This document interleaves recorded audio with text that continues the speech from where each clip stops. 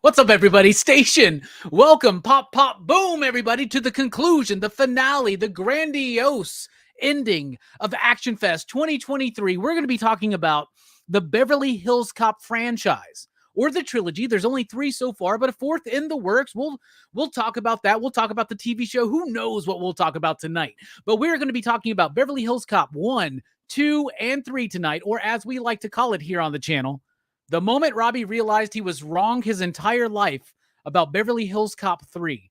That movie sucks. All right, so we're going to get into it, but we got a great panel tonight for the grand finale of ActionFest to talk about these awesome movies starring Eddie Murphy, Judge Reinhold, and Bronson Pinchot, and the dude who played the other cop in at least 2 of the 3 movies. He was smart enough not to come back for part 3. Anyway, we're going to start the panel off, though, with the birthday boy. Joining us via satellite from across the pond over in the United Kingdom, it's the one and the only, and give a mighty warm station pop, pop, boom, but most importantly, a happy birthday to our homie from Geeks Unleashed, Mark. What is up, my man? Happy fucking birthday, dude.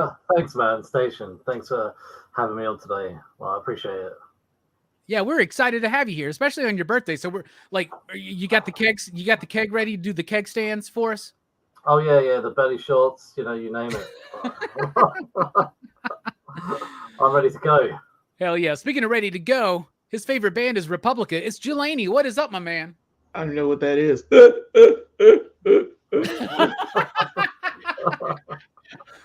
don't know how in the world to do that laugh. Man. Yeah, good to be here. Happy birthday, Mark, dude. Station, brother. Thanks, man. Yeah, dude. Hell yeah. Straight from across many ponds over in the great state of wherever he is. It's Island Boy Manuel. What is up, my man? How you doing? Station. Happy birthday, Mark, man. Super stoked to be here talking about this film. And you are absolutely correct about Beverly Hills Cop 3. Just dude, I defended this thing my whole life for some reason. I don't know why you did. I don't either. 94 it came out. I'm 13 years old. What the hell do I know? I don't know anything. Speaking of not knowing anything, it's Brooks. What is up, my man? Hey. What intro. Yeah, I appreciate that. The hey. All right. Well, we can't conclude ActionFest without a loaded panel, right? So we got to have the full 6 tonight. And there's no better person, because one of the cities that's talked about in this entire franchise, this dude is born and bred, and it's Beverly Hills. Straight from Beverly Hills, it's our friend Steph. What is up, my man? Missing link. I was gonna try to do the silent thing because my mic is shit right now, but I saw Brooks took it, so I'll say what's up real quick. But I'm happy to be here. By the way, it's Detroit, not Beverly Hills, where Steph hails from. Anyway, in case I don't want anybody to get that twisted. I know he looks like he's from Beverly Hills, but he's from those hard streets of Detroit, and you don't want to mess with him. Trust me. All right. So tonight we're talking about the Beverly Hills Cop trilogy. I loved these movies growing up. I absolutely loved these movies. Eddie Murphy was one of my favorite actors. I loved him on Saturday Night Live. I loved, we've done this before where we had an 80s Eddie Murphy film that I loved as a kid, and we rewatched it and it wasn't good. That was The Golden Child. Mm-hmm. But luckily, most of this trilogy holds up for me. I love the Beverly Hills Cop franchise. I think it's great. I always had warm feelings in my heart because of it. Eddie Murphy, Judge Reinhold, and the rest. And then that music, that dun dun dun dun dun. It's so freaking awesome. And there's so many more music. There's so much more music in this movie that's just absolutely fantastic. Great scores all the way through. Overall, the franchise. What do you think about the franchise overall, Mark? I love the franchise overall. It's weird because this isn't what I'm going to say now. It isn't this, but basically, me and my wife every Christmas we watch these films every Christmas, and I know they're not Christmas movies, but like in our household, like literally every year for like the last 15 years, somewhere between Christmas and New Year, we put these 3 movies on, and they just have like, I guess, nostalgia for us as well as a family. I love the films as a whole. I think they've got great action. There's just some brilliant one-liners in there as well. So, and they're just really enjoyable films. Other than the odd strip club scene, they're fairly family friendly as well. So, like, I forgot how hard R the first one was, Mark. Yeah. Like, I think other than those bits, I think they. Well, the third one's a lot more family friendly, but the first two have the strip club elements in. But no, I think that they're really quite solid, family-ish, fun films, really. Yeah. Speaking of solid for the most part, except for the strip club scenes, Jelani, what do you think about this franchise overall? What's your history with it? Well, I mean, I didn't watch these when I was a kid, like as much as I would wanted to, because they were rated R. So my parents didn't really do it. My cousins weren't into it, so I didn't get to watch it with them either. So I watched these on HBO many, many years later, probably middle school, somewhere in there. And I didn't understand, some of the concepts and stuff. But I always thought Eddie Murphy was funny anyway. I did get to see Raw and Delirious as a kid, so I kind of got him. And he was hot. Wait a second, Jelani. You weren't allowed to watch Beverly Hills Cop, but you could watch Raw and Delirious. I would watch Raw and Delirious. Found them, and they're way worse. Yeah. So it's what the crap. But with this series, I don't know. It's hit and miss for me. I mean, I like them. Don't get me wrong. 3 is trash. 3 is absolute garbage. We are getting into that. Oh my God, I saw that in the theater. That's the only one I've watched in the movie theater. And it was it was 94. So I had just started watching movies at Hollywood 16 when they first I think they were either they were built or something was going on there. But I watched it there and I was like, why did I watch this? This is terrible. It's not even whatever. But the first two, they've got Eddie Murphy at his sharpest. His wit is incredible. I like Billy and I like Taggart as a team. They're just goofy. They're goofy cops in the middle of Beverly Hills, thinking they're doing things by the book. I didn't like. I know we're getting into things, but I like the score, especially the first movie. The first movie's music is fantastic. Soundtrack is fantastic. I love it. There are just so many little bits and pieces that I enjoy, but then like I said, it's not like my go-to action films. There's Lethal Weapon. Lethal Weapon exists, so I gotta go to my homeboys, and it's okay. It's okay. I like it. All right, we'll unpack all of that as we go through the show. Manny, thank you so much for being here, man. What's your history with this franchise? You're muted, bro. You doing the mic bit on purpose? Somebody's got to do the mic bit. Somebody's got to do it. Might as well be me. No, I absolutely adored the second film. That was the one we had on VHS. So I watched the hell out of that movie. The first one got I feel like that got a lot of play on cable. I feel like I watched that a lot on TV more so than any other. The third film, special place in my heart, because San Jose, California, Paramount's Great America is the amusement park 7 miles from my house where I was every fucking day. So when they were filming that, it was a big deal, so all the sets were different. They had they literally changed the entire theme park for that. Paramount owned the park, so there was already a tie-in to Beverly Hills Cop. There's memorabilia everywhere and all that other stuff. So it holds a very special place in my heart. And I think it's somewhere down very low in the like lower right part of my heart. That's where I keep it. Somewhere right next to Surf Ninjas, tucked away safely. It feels a little bit like a blockage. I'm not gonna lie, but that's about where it is. So, no, it's a seminal 90s childhood, even though it's the 80s. This is on par with Lethal Weapon. When I think of Eddie Murphy, I think of Axel Foley. This is his best, in my opinion, still, aside from his really dramatic work, his best performances where he's not like one of those over the top personalities where he doesn't do the Jim Carrey thing like he does in Nutty Professor. This is like a role that he feels natural in. Really dig these films. Heck yeah. When I think of Eddie Murphy, I always think of Donkey and Axel Fox. So I think of those animal characters that he portrays. What about you, Brooks? What's your history with this franchise, my friend? I remember really liking these movies when I was a kid, and I remember my mom had the Beverly Hills Cop II soundtrack on cassette back in the day, and we didn't have very many cassettes back then, so we listened to that all the time. And, I remember really loving that soundtrack. And I still do. I think probably my favorite part of the rewatch was just the soundtrack to the second movie, because it took me back. But overall, I did not like this franchise as much as I remembered. I don't know, man. It's I don't know, that Eddie Murphy's comedy just doesn't hit me the way it used to, I guess. But I didn't hate him, but I just didn't like him as much as I remember liking him. All right, we're gonna dive into that one, Brooks. Trust me. Steph, what about you, man? What's your history with this franchise? I love the franchise. I, like Manny, grew up with the second one on VHS, so I watched that one a lot. I've always thought Letterman jackets are cool, and I want to say it's because of me growing up with Beverly Hills Cop II. I do think this is probably Eddie's one of his best performances.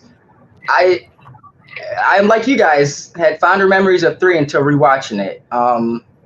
I think that I agree with Manny with the naturalism, but I feel like by the third one, he was kind of he was already a star and he's filling himself, so it kind of takes away some of that energy that he had in the first two. Specifically the first one, because he was kind of a star by the time the second one came out too. But the first one, there's this energy to him that I don't know. For me, it's my favorite role of his. I can't wait for a fourth one. I love this franchise.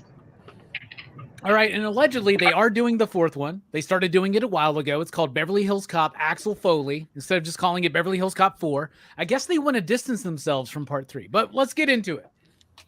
1984, Beverly Hills Cop, directed by Martin Brest, who you will most remember from Beverly Hills Cop. So there you go. He also did Midnight Run back in 1988. Eddie Murphy at this point was known as the individual who saved Saturday Night Live, right? Like, there are many times in our lives where Saturday Night Live is good, and then it goes into like a shit kind of period, and then there's always a cast that brings it back. And sometimes there's one person. Maybe it's a Will Ferrell, right?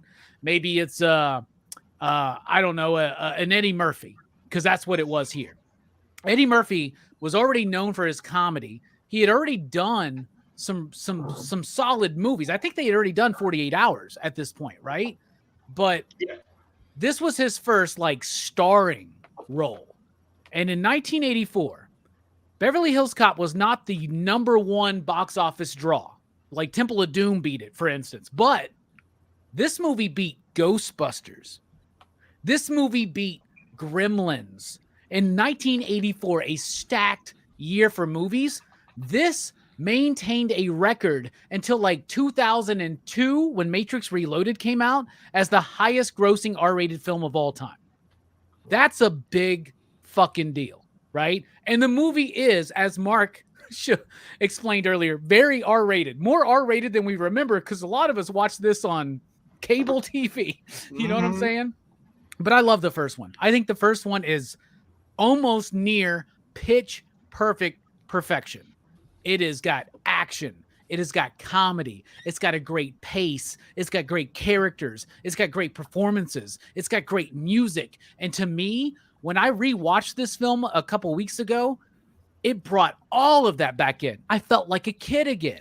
I felt like a distinguished adult dissecting this movie and what I thought it meant and all this kind of stuff. But at the same time, it just brought me back to when I was a kid, when movies, believe it or not, some younger viewers may not remember this. They used to just make these movies that were just fun.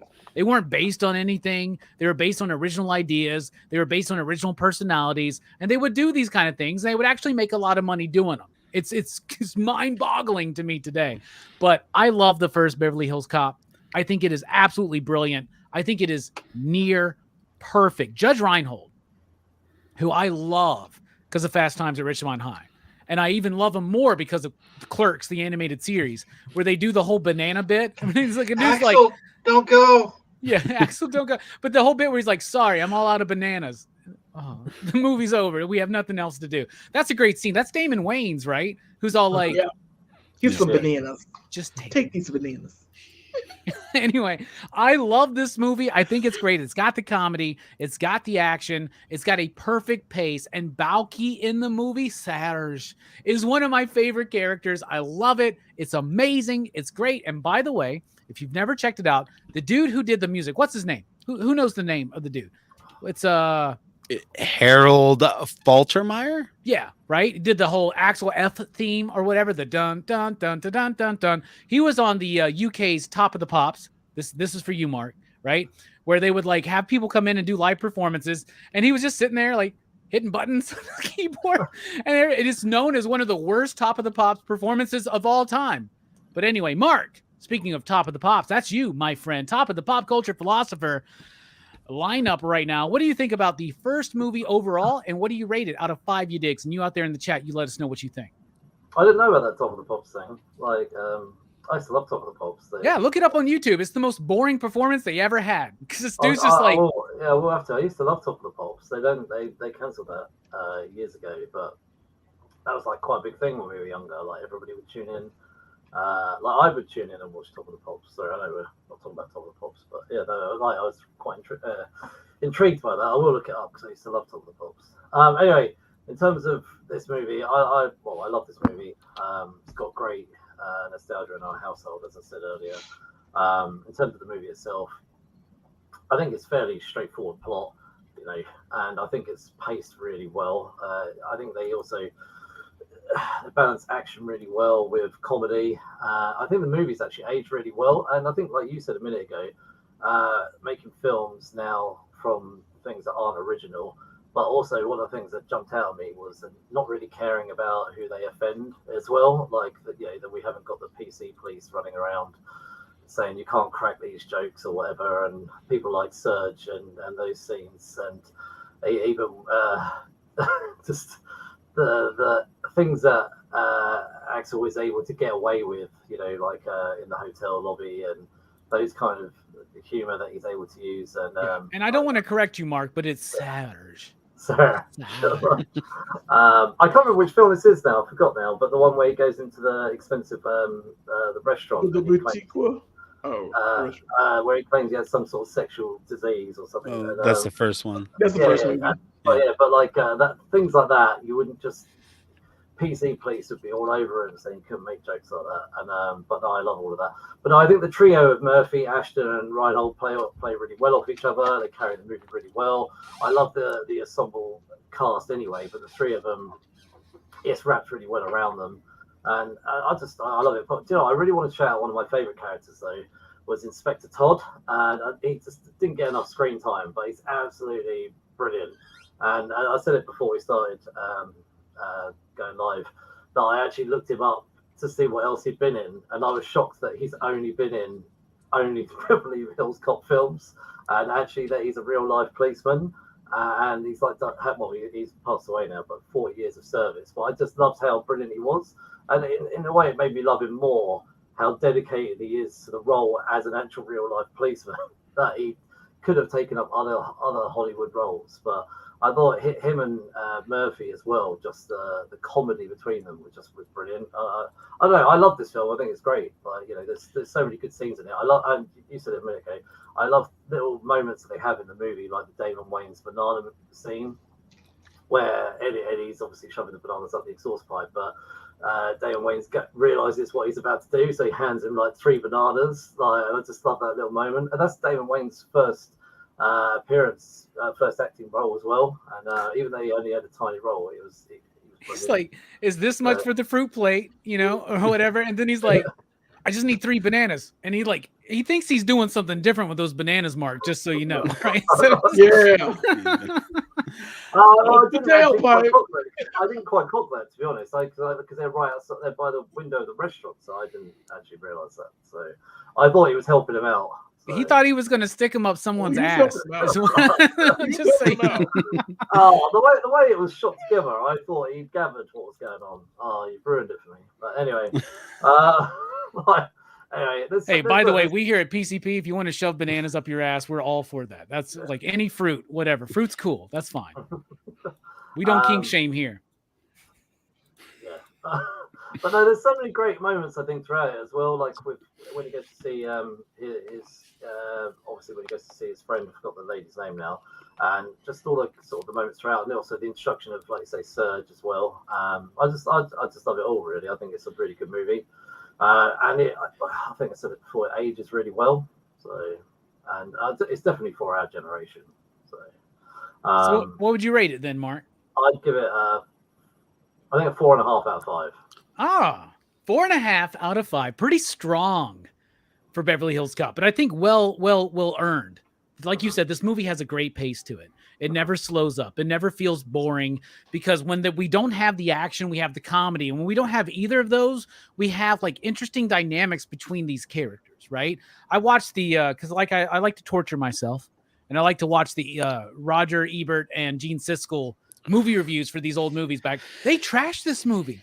They're like, oh, it's so run of the mill. They could have really made a statement about a black cop from Detroit in Beverly Hills. And I'm like, what movie do you think you're watching, Roger Ebert? Like, what are you talking about? I actually watched that review. I was curious, and I watched some of the trailer. I watched some of the trailers for these movies. So I watched all 3 trailers. I love trailers from like the 90s and the 80s. Like, they're like, coming now, like to a cinema. I just love all that dramatic voiceover. But I watched that review where they really trashed it, saying they really could have made a statement piece about this movie, and also how this movie was rewritten several times between being an action and a comedy, and Stallone was meant to come on and all the rest of it. And I think it was only like 2 weeks before getting shot, like Eddie Murphy came in, and obviously they put it back to being an action comedy again. So I love Hollywood. How like they literally fly by the seat of their pants in terms of they probably wrote some of this script on like while they were filming as well. They were. Because there's I've heard that there are moments where when they're like doing their police work and they got like pages in front of them and you think they're just like at like reports or something, they have the pages of the script that were turned in that day because they had Eddie Murphy was rewriting stuff for them like on the fly. They were doing this because like you said, I'm glad you mentioned it. Sylvester Stallone, this was supposed to be his movie, right? And he wanted to change the name from Axel Foley to Axel Cobranetti. And it was a dark movie, and guess where his ideas went to? They took him with him. He took him with him to Cobra Marionetti or whatever the hell in Cobra. Marion Cobretti. Yeah, that's right, Marion Cobretti, which I love. Cobra. Go back and check out our Cobra movie review, which is the second highest viewed video on this channel, and you can see those elements. And I love in part 2, they're kind of poking fun at it because Judge Reinhold has a Cobra poster in his bedroom and he's totally he's trying to like model his life after Sylvester Stallone. So one of my favorite things about the entire movies, all 3 of them, is the Judge Reinhold character and like where he goes. Like he's my favorite part of part 3 actually. But really good thoughts on part 1. 4.5 I think is a very solid rating for this film. What about you, Jelani? Do you like this film? What do you rate it? What do you think overall? And is it better than Cobra? Ooh, that's a good question. I can't remember much of Cobra. Yes, I do. This is better than Cobra. I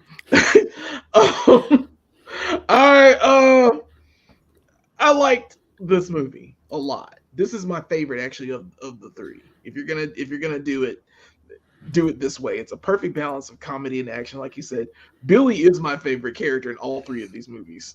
Billy Rosewood, like he is just, I don't know, he is just pure gold because he's so innocent. Judge Reinhold plays him so innocent, but he's a badass. You know what I'm saying? And it's in every movie. The things, I guess, I mean, like I said, I love the soundtrack in this one. This one is the best score in general. I like just the premise of it. Like a friend comes back into town and he's a dumb guy because he's stolen these German beer bonds from like very bad people, and like freaking what's his name from Breaking Bad, Armentrout, comes out and like totally beats his ass. I can't remember that dude's name. He is awesome. But God, he comes out and he's such an asshole character, and he knocks out Axel and kills his friend. And it's such a sad thing to happen. Even though I didn't get the chemistry between the 2 of them, but I kind of understand. You're in Detroit, which is a shithole apparently. Like every episode or every movie, it's portrayed as a shithole. And I guess it is. And I don't know. Something about this movie is just very light. It's fun. The banter between all the three mains works really well. I didn't get the Jenny, the friend. I thought she'd be more of a love interest or something. I always assumed that was the thing. Like they had the chemistry. It was kind of there. But there is no love interest until the shitty one. Until the 3rd one, yeah. Like they shoehorn that in there. But I still thought that there should have been something like that because I love a love story. So, you want a little bit of that in there sometimes. I don't know. The villain is kind of meh. He's all right. Whatever. I mean, Armentrout is a lot better when he gets thrown over the buffet. And he's like, and the dude's like stops him. He's like, but yeah, I thought they would play more up that there's a black cop in this ritzy, hoity-toity, like Beverly Hills atmosphere, and they didn't really play that. They didn't play on that because it's Don Simpson and Jerry Bruckheimer. They did The Rock. Damn it, they're like action. They're like action aficionados. God, rest in peace. Also known as the whitest dudes in Hollywood at the time. Yeah. Just so you know. Yeah, apparently the 2 lightning bolts, baby. But I mean, they do what they do, man. I know what action is, and that's Don Simpson and Jared Bruckheimer. They was killing it back there in the day, and this is one of their films. I mean, and I really appreciated it. It's a great action film. So I'm gonna give it like a 4. Oh, a 4. Okay. It's fun because it's my favorite of the group. They will decrease, but yeah. As far as looks go, I mean, like I said, I wasn't a big fan of these. I mean, Eddie Murphy was just introduced kind of late to me in the late stage, and I'm okay with him. But he's edgy. He's the edgiest in the first 2 movies that he ever could be, and then 3 happens, and I'm like, who the fuck is this guy? But we're gonna get there. But yeah. The first movie is really solid. I give it a 4. All right, 4 is a very respectable rating, especially for a film like this. I do love the bit where he's trying to get the hotel room. We're out of hotel rooms. Yeah. He's like, I'm from Rolling Stone. I got to do this thing with Michael Jackson. You might as well just say everybody's welcome unless. And I was just like, I was like, damn, I haven't seen this movie in a while. I forgot how like edgy and hardcore it actually gets. I forgot about the strip club scene too. Mark, I hope you weren't watching it with your children. No, So, I was not. hey kids, it's Christmas. Let's watch Beverly Hills Cop. Speaking of awkward strip club scenes, Manny, me and you had an awkward strip club scene in real life. Why don't you tell us what you think about this film and what you rate it? Oh shit. Oh, that wasn't the right Tiffany, one. If you're listening, we did not. Trust me, we did not. They totally did. I want to know more about this than the movie now. Get the fuck out of here! All right. So this first film is, I don't know that it got better than this first film. Like, I love the second one. I think the second one's probably a better made film, but this is, for all intents and purposes, this is the perfect encapsulation of all of the characters. There's none of this. Again, there's just no goofiness to it. It feels like a good a real environment to be in. Never gets really goofy and slapstick to the point of ridiculousness. It just feels like an action film that has some good comedy to it, and I really appreciate that. I think it's interesting, the Billy Rosewood character. I think it's really interesting that him and Axel appear, at least in the film, to be relatively the same age. They're both young detectives, and what's weird is, like, in the second film, Billy like becomes this like Stallone worshiping like guy with guns, and in the first film, one of the reasons why Axel gets arrested in the first place is having a gun. Axel, in the second film and into the third film, he basically stays a detective, but Rosewood keeps getting promoted. I think that there is some really nuanced social like shit happening there. Like Billy is celebrated for being the fuck Rambo guy, but yet Axel is constantly having to prove himself. I think that there's something really cool and clever being said through those 2 arcs. That's actually really, I like that you pointed that out. It reminded me of one of my favorite bits too, is when he's like, yo, I never had a jail cell with a payphone in it. Can I wait a little bit? I just ordered a pizza. Oh yeah. It's so I think that's absolutely cool. I also really enjoy villains in this era. Like, they're evil. Well, they're men. Evil. They're men. I don't know. Like, as much as I love modern like movie star actors, the Helmsworths, the Chris Evans, and they feel like they were theater people that became buff and became actors. Back in the day, it seemed like actors had seen some shit.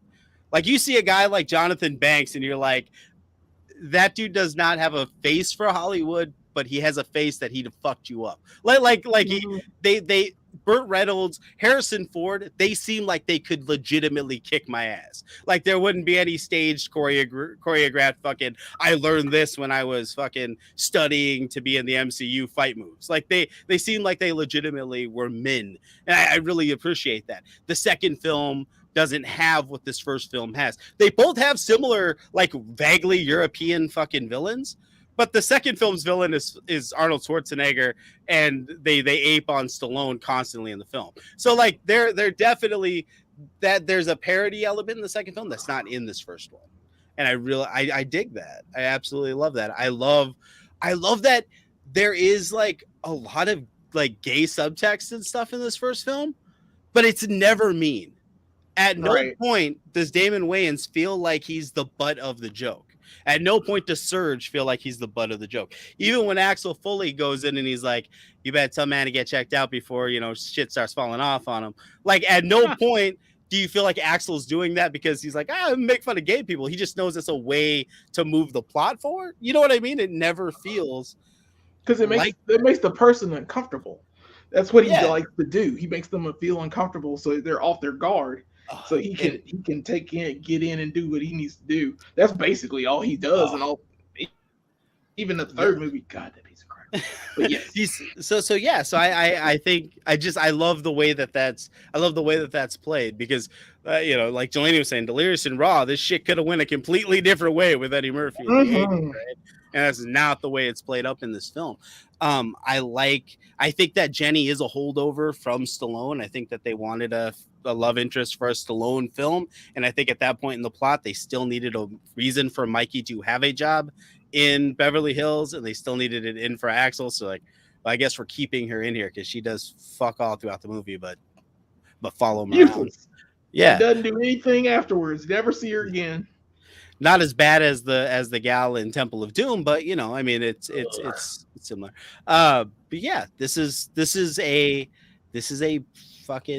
really cool action cop film with really good and believable comedic elements, and at no point does it feel like it's pushing one genre or the other. It just exists seamlessly in both, and I absolutely love it. I'm gonna give this one 4.5 you digs. Nice. A 4.5 from Manny. What about you, Brooks? What do you think about the original Beverly Hills Cop? I didn't like it. There were parts that I like. I think my favorite part of the first Beverly Hills Cop is the Neutron dance. And the point is it really? I could take or leave most of the rest of it. It's like I kind of agree with Ebert and Siskel on this one. This is a very basic movie, man. Get the fuck out of here. Get the fuck out of here. No, I cannot. I love it. Like, I feel like,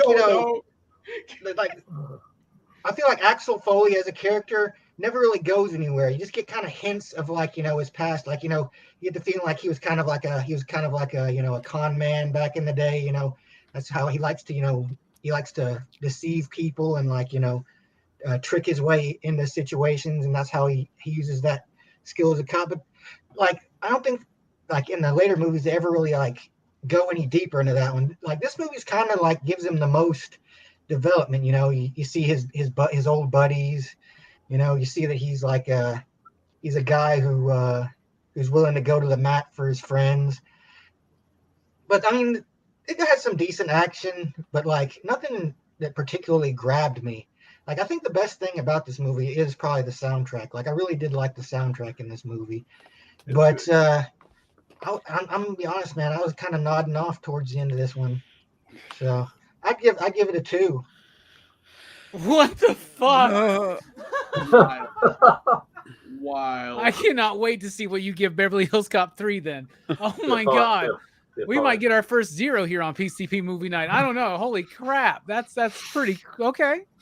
You know what? That's valid. Brooks, your feelings, your thoughts are very valid. 2 out of 5 for Beverly Hills Cop because you thought that you were what the fuck did you think you were gonna watch it? All right, we'll move on. All right. And I was familiar with the movie. It's just been a long time since I've seen it. Brooks, I think we've spoiled you with some of the great movies that we've covered here, like Cobra, where you think that it's supposed to be this really nuanced thing. All right, that's fine. 2 out of 5 though. Jesus Christ. All right. I'm honestly flabbergasted, bro. I knew that you told me, we talked the other day and you're like, I'm not liking him as much as I did when I was a kid. 2? This is the first time I'm like, I think you're wrong, bro. This is the first time I'm going to tell a guest I think they're fucking wrong, but that's okay, Brooks. That's okay. Still better than Cobra. Oh, fuck you. Is it better than Funhouse? I don't know. It's been a while since I watched Funhouse. I can't All remember right. what score I gave it. Just Oh, I like remember 3 it. weeks ago, Brooks was like, "The Page Master was pretty all right. I enjoyed it." This Beverly Hills Cop. Oh my Fuck this goodness. movie. What the fuck? Fuck Eccleston. Stay away from the Page Master. A fucking 2. All right. Man. Jesus, Steph. Follow that up, my friend. What do you think about the first one? What do you rate it? I love this movie. This is this probably this is a top 10 80s movie for me. Like it kind of encapsulates what the 80s were about, the vibe, the feel of it for me. I do think it was kind of like, Manny was speaking on it earlier. Like it's not a parody or a satire. Like it's a real environment that the other two kind of deviate away from. I love everyone's roles in it. I love Taggart and Billy, the whole good cop, bad cop thing. And, the moments when they're just sitting in the car talking to each other, some of the best bits in the movie, where Billy's like telling Taggart about, I just read that if, 65-year-old men are finding like 5 pounds of red meat in their colon. He's like, why do you think I would want to hear that, Billy? He's like, because you eat a lot of red meat. It's just so many, there's a lot of golden moments. I just feel like you drink so much coffee. That's why you can't really relax. But yeah, I really enjoy this movie. I think it really does encapsulate the vibe, the feel of most 80s movies. And for me, when I put this on, it always kind of takes me back to, it's like a nostalgia thing. It takes me back to when I was like a little kid, and I always enjoy this movie. It's not perfect, but I really enjoy this one. I'm going to give it a 5. I know it's strong, but the nostalgia burst it gives me, I always have a good time with this movie. It's not perfect, but I really enjoy it. So I'm going to give it a 5. Hell yeah. A 5 Top you 8. dig. I love that stuff. And my favorite thing about that is that you all the time criticize my ratings on Dylan's Horror Show because you're like, bruh, this isn't a 5. Well, you and Brooks have got some discussions to have. I'll tell you what. But a 5 you digs. Perfect score. I also love that you said it's not perfect. I'm going to give it a 5 based on nostalgia because that's valid too. Just as valid as Brooks's 2. All right. So a 5 from Steph. And Lulu, so happy to see you here in the chat. Always makes me happy to see you. Station. All right. For me, I'm going to go 4.5 because I don't think it's necessarily super perfect, but I do think it's really good. It's really fun. It's got a great soundtrack. And if Brooks gave this a 2 and he loves the music, I think he gave 1.5 of those points for the music because the music just absolutely slaps in this movie. And the heat is on. It's not just the Axel Foley theme, right? Like the music throughout the entire movie is so freaking good, and music that you wouldn't typically associate with an action film in 1984, right? You're thinking like, we just talked about Missing in Action. Missing in Action probably would have been better if it had some more of this kind of poppy music or something, but I just put the Neutron Dance and Missing in Action. It would have been great. It would have been one of the best films we've ever seen. All right, so 4.5 from me and from Mark and from Manny, and a 5 from Steph, a 4 from Jelani, and a 2 from Brooks for a PCP average of 4.169. Sounds good to me. What'd you do? What'd you do? I went to shit. Oh no, I went to turn off my calculating graphic and I turned on gigantic moronic splendor. My bad. Big dumb fun. We'll get to Big Dumb Fun soon. All right. That's the first one. The second one. Beverly Hills Cop 3. They did this in 1987 after Cobra. So there's a lot of Stallone jabs, and I think that Jerry and Don were throwing some shade at Sly, which I always love that kind of stuff, right? Arnold Schwarzenegger made a whole career out of throwing shade at Sly. You know what I'm saying? So that's okay with me. Beverly Hills Cop 2, though, I'll tell you what. I remember as a kid loving all 3 of these films. And when I watched the first one, I was like, hell yeah, this is exactly how I remembered it. The second one, I was like, this isn't as good as I remembered it being. Now, this one's directed by Tony Scott, who did a lot of great action stuff. And I'm sure he was Jerry's boy because of Top Gun, right? Mm-hmm. So there was that. I think it has the best action sequences in the entire franchise is in part 2. The action scenes are top notch. The comedy is good, but it's also relying on some of the same bits. But it's still good. I love the bit where he goes and like cons his way into that remodeling, that house that's being remodeled, you know? Like I love that. I love this the dynamic between him and Judge Reinhold and the dude who plays Taggart. What's his name? Y'all know his name. What's his name? John Ashton. John Ashton, Yeah. who apparently is in part 4 coming up. I love the dynamic. I love that we don't have to build up that. We already have that. Plus the captain from both cities, whether it's, you know, Detroit or Beverly Hills, like you get that camaraderie. You have that like synergy already amongst these actors, amongst these characters, and it still works. It's still to me a good film. But it lags a little bit for me. It's not quite as good as the first one. Not all the jokes land perfectly for me. I love Eddie Murphy in the movie. I like Brigitte Nelson in the film. And that's another like slight at Sly. You know what I'm saying? It was his wife. I don't know if they were broken up at this point, but it would be cool if like she broke up with Sly and then they're like, hey, come over here to Beverly Hills Cop since Cobra didn't work out for you. But I like the film, but it doesn't quite resonate with me on the modern watch as the first one did. I thought it was okay. Still think it's good. Still think it's decent. The music's good too. What do you think, Mark, about Beverly Hills Cop Part 2? What do you rate it? You out there in the chat, let us know. So yeah, 1987. Was I 6? I was 6 years old. So this film came out. It was pretty much in the 80s prime, 1987.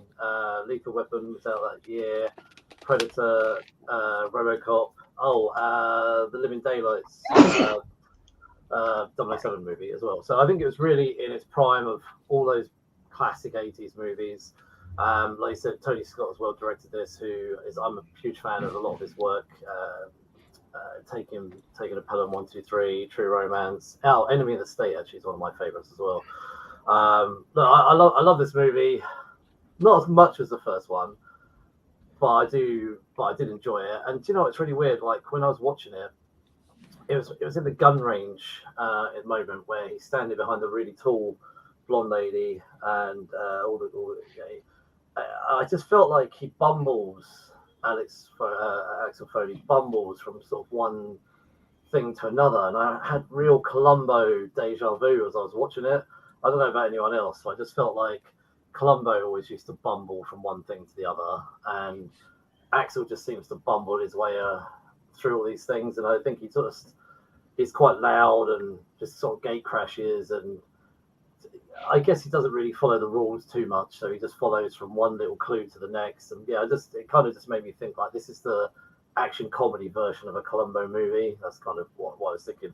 But anyway, I enjoyed it. I enjoyed a lot of the action. My favorite action scene was the dumper truck stuff where Judge Reinhold is just barging through the dumper truck, and I was just like, this is just brilliant. Like, just a great 80s scene. And the other thing I enjoyed though was they beefed up what's his name, Friedman's character, and Inspector Todd as well. And I love how you could see Friedman throughout the movie as they keep coming back to Detroit as well, and that just how they more incorporated his own past rather than just having him be kind of like the traveler. You know, like they always have it in these films where they have the guy from England in America or the guy from America. You know, this is the guy from Detroit and Beverly Hills, but I love how they actually got to bring back elements of his life as well. So I thought that was cool. Like I say, it doesn't land as well as the first one, but I think actually this is a really strong sweet sequel. You know, obviously same producers, a lot of the same cast, a lot of the same jokes set up. Even in the introduction, they carry one of the criminals from the intro of the first movie back into the intro of the second movie. I felt like this is actually fairly well thought out sequel. So, you know, I enjoyed it. Like I said, it doesn't land as strongly, but I think it's a good solid sequel, and I think they should be proud of what they did in 1987. I'd give this a 4 out of 5. Nice. A 4 out of 5. And if you didn't know that Mark was from the UK based on the accent, the fact that he keeps saying Inspector Todd lets you know 100%. What did you say? Inspector Todd. He's Inspector Todd in the movie.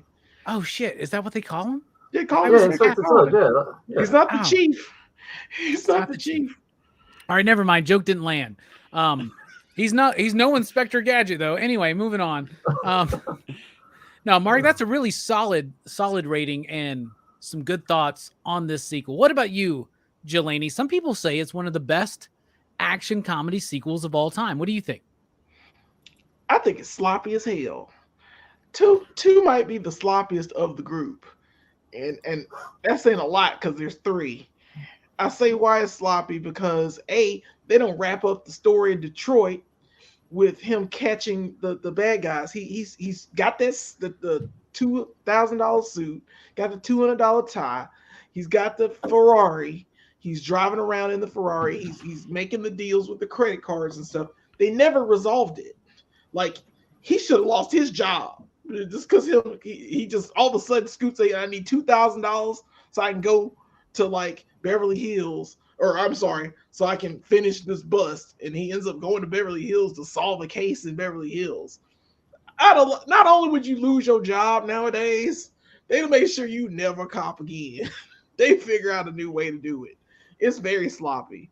The alphabet crimes, I didn't understand them when I was a kid. I don't understand them now. Like they just fight. And we go to the A place and do the B place. Yeah, but I know you like the Playboy Mansion scene, right? Of course, but not really because they weren't. They were okay. I don't rate women, so but I'm gonna leave that alone. I'm gonna leave that alone. Something's changed in Jelani then. I liked him. He's like, hi, I'm Hef. I guess you're all gonna have to leave. Hef was cool, and it was the mansion. I was like, hell yeah, maybe 10 years ago I'd have been like, absolutely, Playboy Mansion.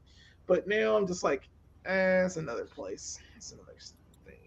And the guy at the end, this is what made me mad too. I'm sorry, I'm the only black dude on here, but that black dude that was dancing like a little at the very end of the Playboy scene, I hated him so much. I hated him so deep. I don't know what it was, but fuck that guy. Fuck him dancing like a buffoon at the end, make us all look bad. I hated him. And Chris Rock was in it though. I liked the Chris Rock scene. Oh yeah. Where he was like he had to deal with the truck. Dude, like they don't pay me for this. He's like, I get tipped $10 to park a car, $20 to park a bus or whatever the hell it was. What do I get for this?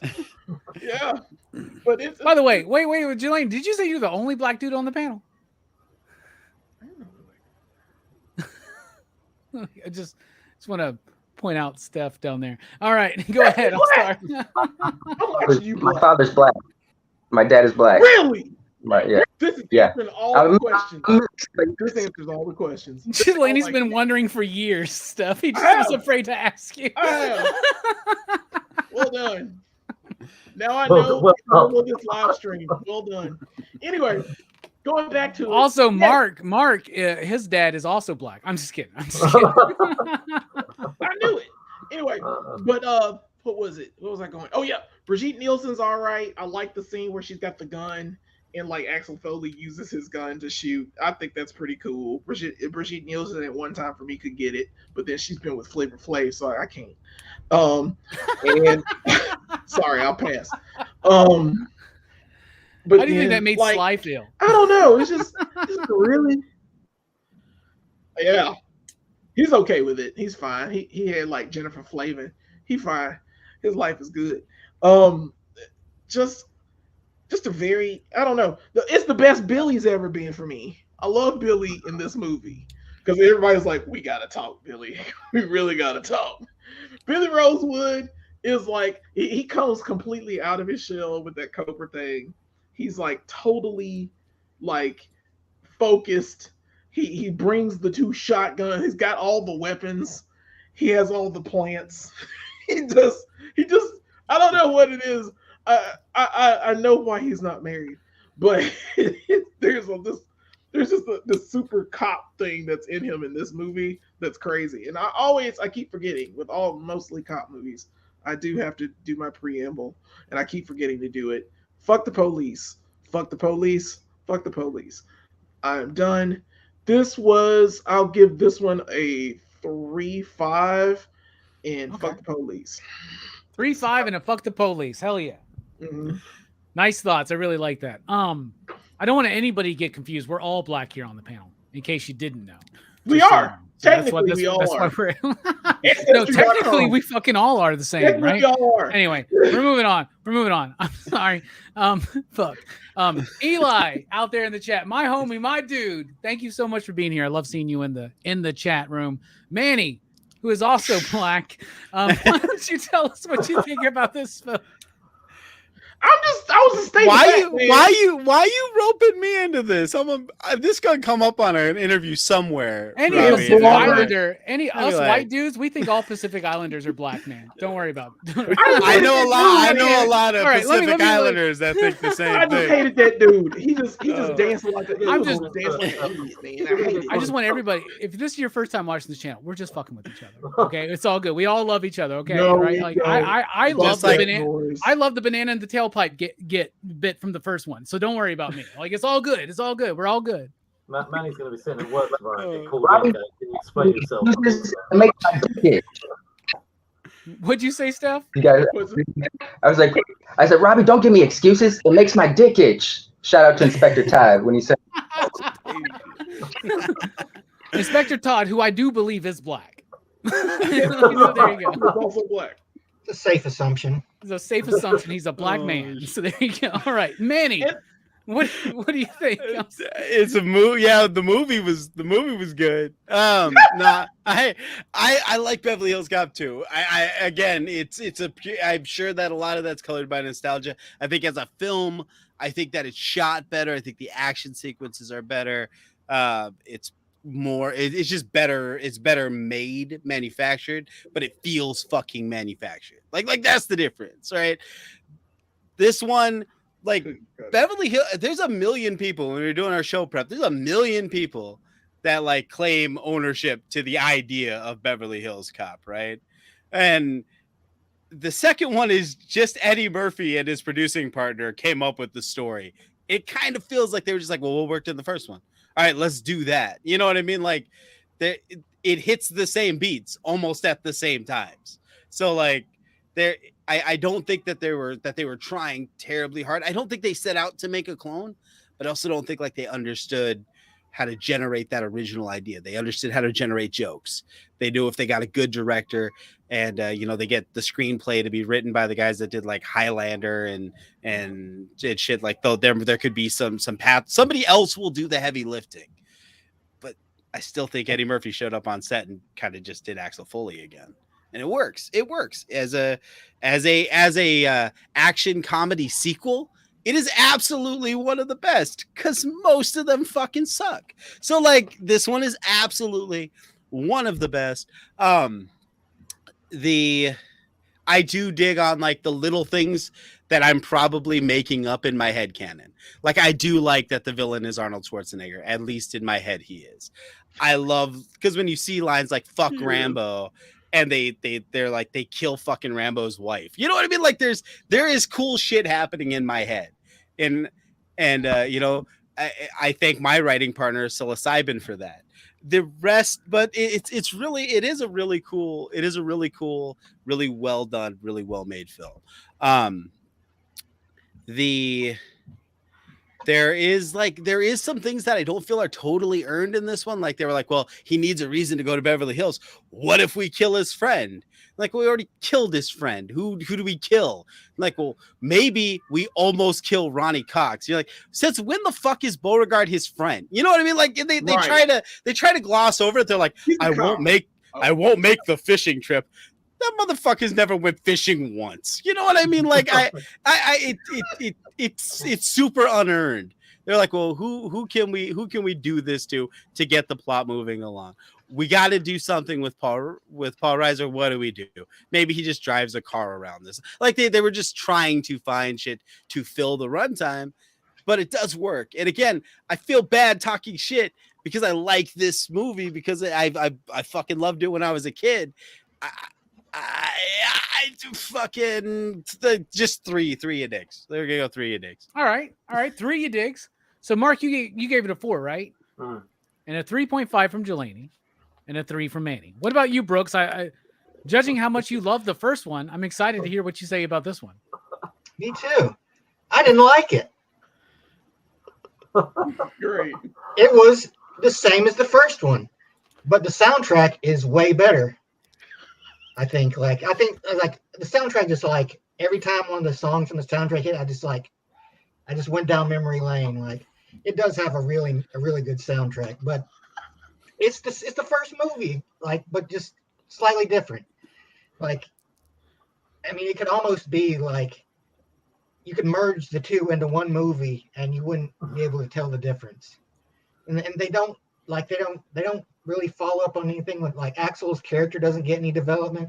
Like Billy, Judge Reinhold's character gets the most development out of anybody in this series, and that he's like slowly going insane, thinking that he's going to be like some kind of like buffed up super cop or something. But like I don't hate these movies. They do have their moments, but still not doing it for me. I give it 2.5 though, because of the soundtrack, which rocks and is still good. This is wild. A 2.5 for Beverly Hills Cop 2 because the music was a little bit better. Brooks, that's why we love you here on the channel. But how do you feel about the movie as a black man? Just kidding. Obviously, just joking. I don't know. I really don't know. I was Good. talking I'll about take the that. guy. I was talking about the guy. Jelaine, we're gonna mess with this forever, man. Like, I'm the only black man on this panel. Damn it, Steph! Why you had to bust that up? Steph, speaking of busting up, Steph, what do you think about Beverly Hills Cop Part 2?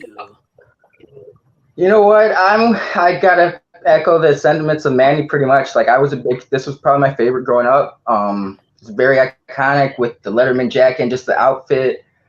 Just the music, I will agree with Brooks. I think the music is a little bit better in this one as well. But it's shot better. I agree. That was a good point out too, Manny. Like, I feel it's more stylish. The action scenes are better, but the humor feels not as inspiring, I guess. It feels a little bit more forced. Like Brooks said, they're kind of rehashing bits that they did in the first one to various degrees of success.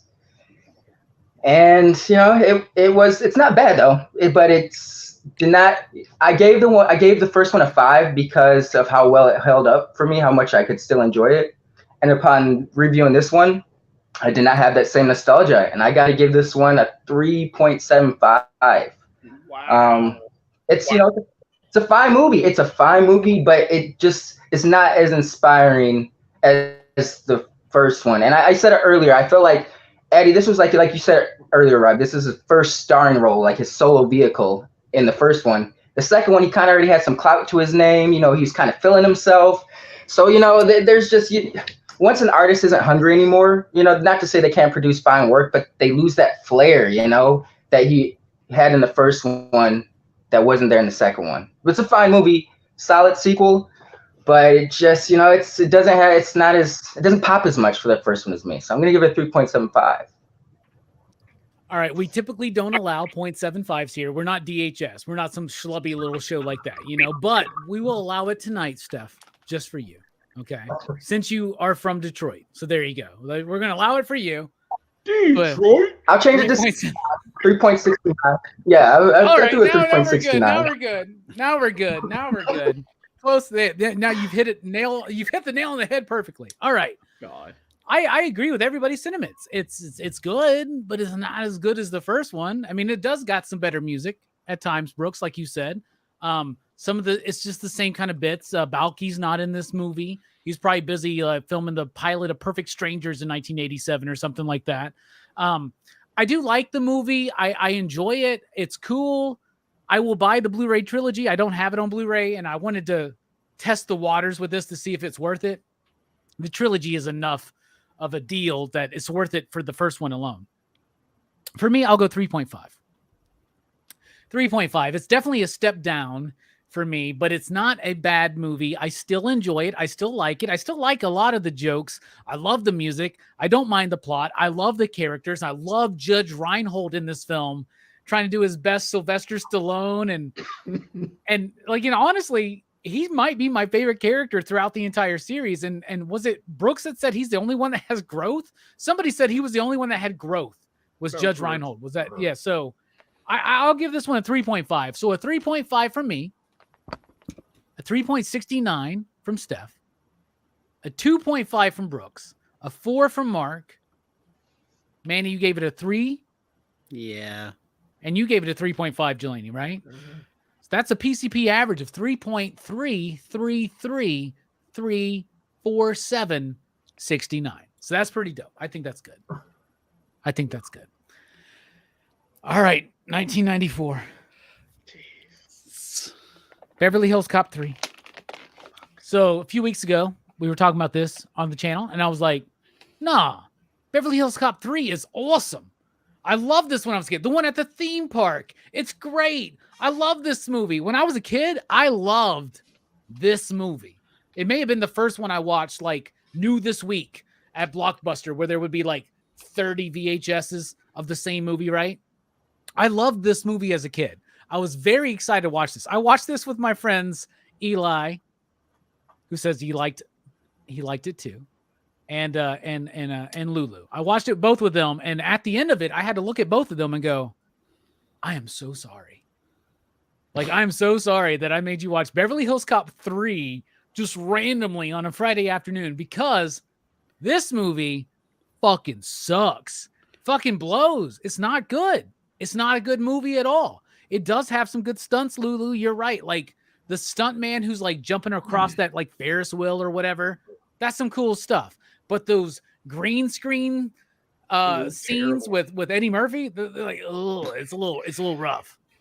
I love Judge Reinhold in this movie. I love that he's the head of the whatever. I love that he's playing that up. Controls the city. Yeah, right. I love that he's in Demolition Man all of a sudden when he shows up. Eddie Murphy does, right? Like the intercom's talking to him and shit like that, and he laughs at it, gets up and walks out.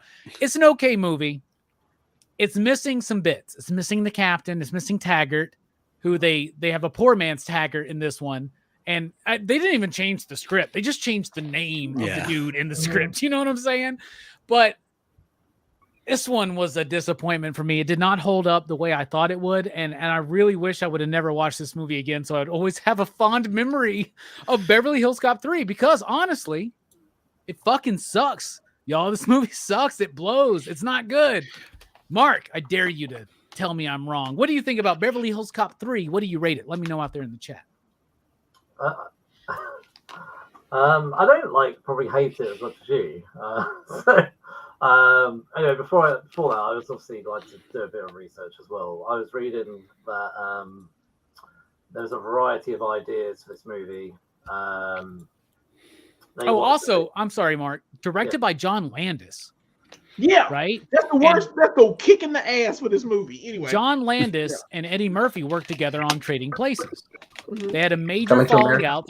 They teamed back up, and Coming to America. They teamed back up for this movie. You know, John Landis, after the Twilight Zone incident, you know, I think he took whatever gig was going to be able to come up, right? But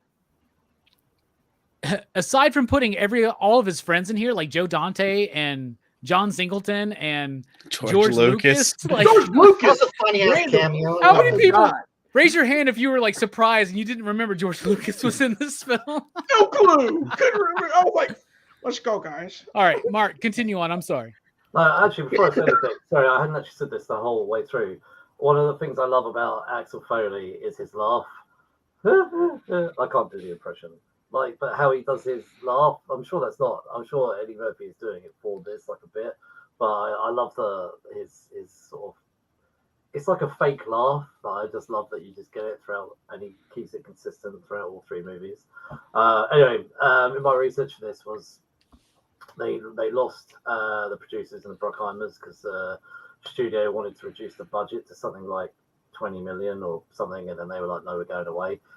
They come out with a variety of different scripts for this, which included the main three, Ashton, Reinhold, and Murphy going to London, apparently to rescue the captain. That was one of the plans. And I love how they wanted to make a third one, clearly, because the first two are money makers. And apparently Murphy had a couple of flops before this, so they were like, right, okay, what can we do to get a film? And I love how we ended up with this model of a theme park as kind of the main setting for our third film, and it felt so disconnected from the first two. Like the first two were quite action comedies. This one was a lot more comedy and silly in parts. I do love it though, like some of the character that was it the weird characters they created for this sort of Disney knockoff, where the little boy runs up to Axel and wants him to do the little shuffle or whatever. Like, I do love those sort of imitations, and instead of Walt Disney, we've got Uncle Dave. There are some moments I do think are quite silly, and that actor, by the way, who played Uncle Dave, the original voice of Uncle Scrooge. That's Uncle Scrooge, and it's Mr. He was in Mr. Ed. He was the friend of the horse. Oh. But yeah, it was a shame that Inspector Todd got killed off. But yeah, it was obviously a way of, again, I think like Jolene said, how can we come up with a way to get Axel back in Beverly Hills again? It was like, it's running out of ways to keep getting these people reunited. And it's a shame that unfortunately we only had Brian Held as the only real cast member left in Beverly Hills. And I thought to myself, if he was as, like, you said about they made the jokes about the fishing trip. So when he got to Beverly Hills and Axel was like asking where these people are, I thought, well, you should fucking know all this, because like, he went on fishing trips for all these people. You should know that. He didn't know that Taggart was retired. Yeah, was in Phoenix. Yeah. Surely he was meeting up for regular fishing trips and hanging out with like the family, the daughters and all the rest of it. So that I mean, obviously there's inconsistencies in the setup from the previous film that they were so well linked between 1 and 2. Look, I am probably being quite critical here, but you wait. You wait. Look, I don't hate the movie. When I watch it, I still think Eddie Murphy has some great humor in here, and there is some great stunt work in here, like on the Ferris wheel. And I do love some of the crazy stuff where you've got the T-Rex at the end, and they're on the little ride thing going through it.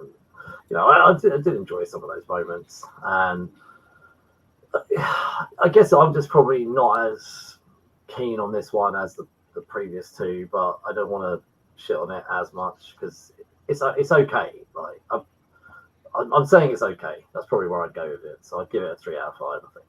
All right, a 3 out of 5 is very, very above fair for this film, I would think. And I love that Mark's basically like, I don't want to shit on it too much because I know that there's a whole other there's more people to talk about this film. One of the things is that they always relied on Eddie Murphy to kind of like rewrite some of his dialogue as they were filming. That was kind of part of the joy, was the spontaneity of the improv of the first film. They added that into the second one. And the third one, Eddie Murphy's in this point of his career where, as you said, he had some failures, some flops. Harlem Nights, Distinguished Gentleman. He just wasn't the name or the draw that he was. And at this point in his career, he said, Axel's not the same guy. He's grown up a little bit. So I'm going to stick to the script. It's probably the worst decision Eddie Murphy's ever made in his career, aside from teaming up with Wes Craven to do Vampire in Brooklyn. I love that movie. That movie is good, but the problem is the studio. The studio, once again, Eddie Murphy and Wes Craven wanted to make a serious film. The studio wanted an Eddie Murphy comedy, right? Yeah. So they couldn't balance it out. This one's got some tonal incongruities to me. Speaking of tonal incongruities, what about you, Jelani? What do you think about Beverly Hills Cop 3? I'm eager to know. Fuck this movie. Absolutely fuck it.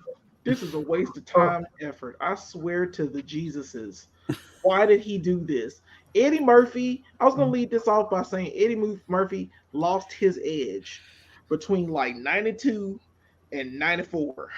It was gone. Whatever he had, the magic he had from like Beverly Hills Cop 2 to Beverly Hills Cop 3, that's not Eddie Murphy. That's a pod person that is taking over Eddie Murphy's body, and he's just going through the motions. Look, I got the Detroit Lions jacket. Look, I'm in here doing a bust. Look, I'm getting shot at. he was just so he's weak and he's lame. He's just not the character I thought he was gonna be when I saw this movie. Because I saw this movie in the theater, like I said, and I fucking hated it when I left the theater. I've always hated this movie, like every minute of it. Like the green screen is bad. Axel Foley ain't hanging off no damn top of no the Ferris wheel ride. That motherfucker dead. He dead. Them kids dead. Everybody dead. Everything about that was stupid as hell. Ain't no way in hell he was gonna do any of that.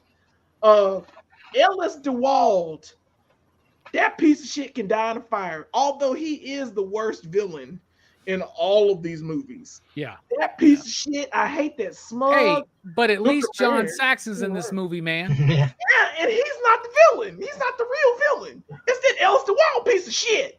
That piece of shit is awful. He's smug and like he's an entitled just idiot. But like I said, he's the best villain. The other two guys were like generic, like European weird guys that were just there to be generic. Ellis was just hold on a second. Speaking of weird random European whatever guys, like Bronson Pinchot comes back for this movie, right? He fails, and it's a whole extra scene. That's like 30 minutes. The movie literally stops so they can do this fucking bit, dude. Why? And like Eddie's not even like playing off of him this He's not time. in it. He don't want no espresso with no lemon twist. Nothing. It's like, and it's like he comes back, and like when I watched the movie in the theater back then, I had watched Beverly Hills Cop 1 and 2 before that, and I forgot Surge was even in it. But they did a whole fucking section with Surge in it, and I'm like, I don't care. Jelaine, I don't want to be this guy, but it's Surge. I love that he's in the third one though. But I do like the cameos. I like the cameos. I like Julie Strain is she's big time, like you know what I'm talking about. We know Julie Strain. Yeah, Julie Strain was holding the gun in the promotional video for the gun. I was like, does that bit not make you think that Tarantino was like, this is how you're going to do this bit? I'm going to do it in Jackie Brown. Yep. Right? Let's do it in Jackie Brown. You got, John Singleton's in it, George Lucas. They're good. They're good cameos. They're decent cameos. I was trying to figure out, there was one I really liked. Ray Harryhausen was in it. Al fucking Green. Yep. Al Green sings at the funeral. That's the best part of the movie for me. He sings Amazing Grace and tears the roof off it. And I was like, God, dog, I hated that Inspector Todd died. But the fact they got Al Green to sing at his funeral, by the way, that shows the respect to how loved that man was. Man, that'd been nice to know if Al Green sang at his funeral when he died, for real. That'd been awesome. But oh man, yeah, no, I haven't looked that up to find out, but I'm pretty sure. Like, I don't know. Yeah, Al Green would have sang at that funeral. But it's such a terrible movie. It's poorly paced. I hate Hector Elizondo in this movie. He's just Taggart. He is Taggart light, but he's like Taggart light, but lame, like extra lame. Judge Reinhold's fine, but I hate that DDIOCUCK that he over organizes and over prepares. But it's basically how he was gonna rise in Beverly Hills. That's how you can't get. They gonna make up positions for you to make you do this. And like Axel still run around with a Detroit Lions jersey. Who said that before? Where it is a good social commentary. Yeah, Steph, you're right. Both of y'all, all of us. It's such a terribly paced film. I do hate the love interest girl. I can't remember her. She cute though, but she's kind of ultimately just, and in fact, every character is just in this movie. The soundtrack I fucking hate, dude. The way they mess up the theme, Axel's theme. It's like dun dun dun dun. I'm like, it's the dude. It's the dude who did that last Daft Punk album, right? Like the bass player. You know who I'm talking about? Like the dude with I can't remember his name. He's the one that did the soundtrack. But I agree. Like, so you're just taking the theme and you're just like doing it in different ways. Like Like, I don't know. It's interesting. It's absolutely terrible. I fucking hate it. I hate every minute of this. I like that Scrooge McDuck's in it. Uncle Dave. He was good. I just felt bad that he was in this movie. He can survive a gut shot apparently and just be he okay. Survive a gunshot, be all right. That man, he was dead when he got shot. He shot close range too. Yeah, he was shot from like 2 inches away. And he shows up at the end like, "Hey everybody, I'm fine." No, that's not how that works. This is like a goddamn Scream movie from the last few years. What's going They on? replaced some intestines for you. I just looked it up. That love interest is. I thought I recognised her. She's in Bad Boys for Life. She's in Bad Boys. Yeah. Yeah. The wife. She's Wanda in Spawn. Yes, that's right. Is she in that Call Girl movie too, or something? Yeah, Girl 86. Yeah. Yeah, the Spike Lee movie. Yeah. She was just mad in this movie. I don't know what it was. And it like, okay, because they have no chemistry. That's the thing. There's no chemistry between her and Eddie Murphy. Yeah. No. And like the villain, everybody in this movie, all the security guards, like blatantly you're shooting in the park, like with families and cameras and all this shit going on, and you trying to kill Eddie Murphy. Y'all, listen. They tried to kill Eddie Murphy in the Disney tunnels. And those are basically the Disney tunnels.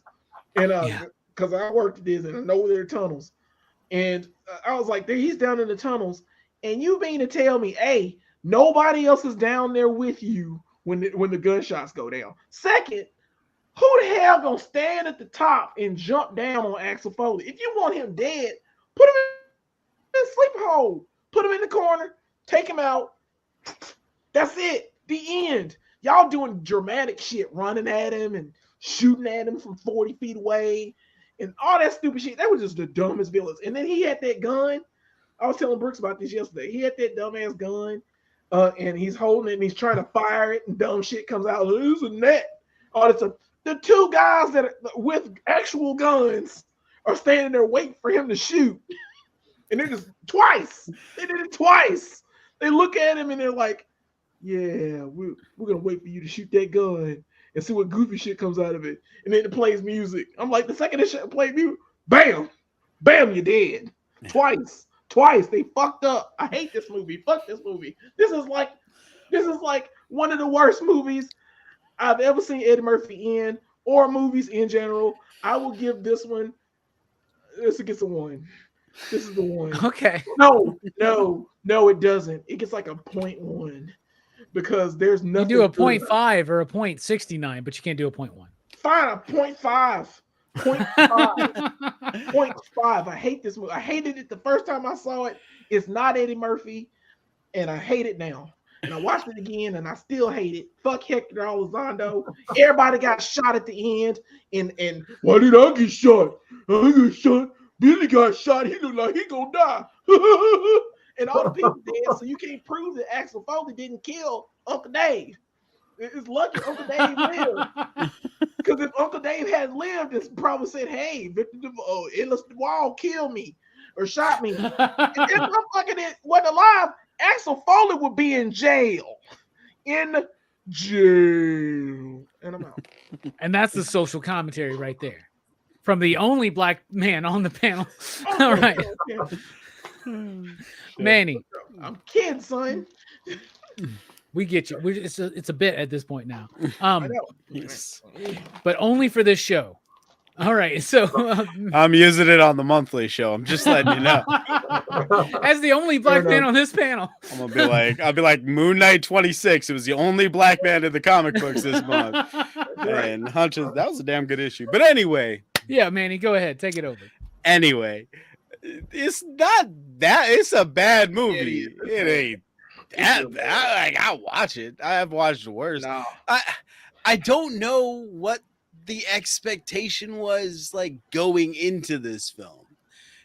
Eddie Murphy doesn't want to do it, or at least he wants to play like a more grown-up Axel Foley, like Robbie was talking about. Like that. Okay, all right, fine. You're not going to punch up the dialogue. You're not going to do anything.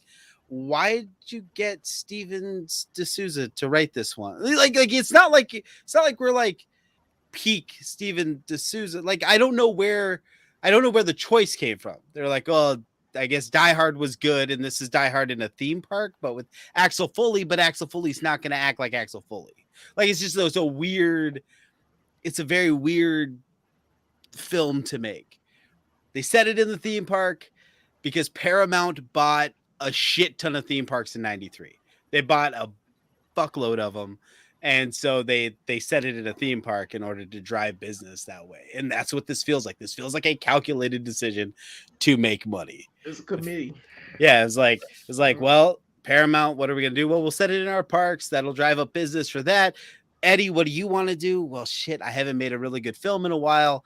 So, which is a bullshit, by the way, because Boomerang is a fucking really good film. But anyway, it's like Halle Berry, son. Halle Berry. Halle Berry. You made Pluto Nash by this point? I don't think Pluto Nash had dropped yet. It's coming. It's coming. But it's like it's just it's so it's like, well, we'll go back to the well. We'll make some cash, and that's what this film just ultimately is.